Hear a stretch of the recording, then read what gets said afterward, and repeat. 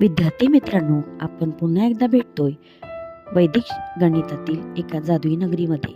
2 digit संख्या, 3 digit संख्या आणि 4 डिजिट संख्या या संख्येंना 11 ने मल्टिप्लाय करणे, तेही शॉर्ट ट्रिकने काही सेकंदात उदाहरणे सोडविणे. आपण या पद्धतीने कोणतेही उदाहरण काही सेकंदात सोडवू शकतो. नीट लक्ष द्या मी कशी सोडवते उदाहरण. दोन्ही बाजूचे 2 टोकावरचे दोन्ही नंबर दोन्ही बाजूला ठेवणे, त्यामध्ये सलग येणाऱ्या संख्यांची बेरीज करणे. या पद्धतीने काही क्षणातच ही उदाहरणे सोडवून होतात.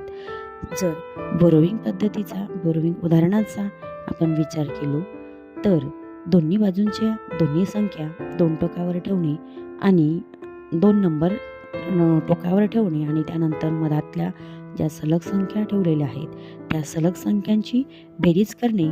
जर बोरोविंग आला, कॅरिंग आला तर त्याला ठेवून कॅरिंग पुढच्या घरात ॲड करणे आणि पुन्हा रिराईट करणे.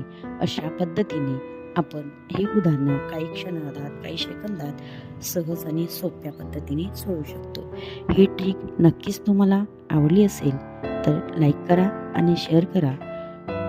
ही ट्रिक पाहिल्याबद्दल तुम्हा सर्वांचं खूप खूप धन्यवाद. Thank you so much.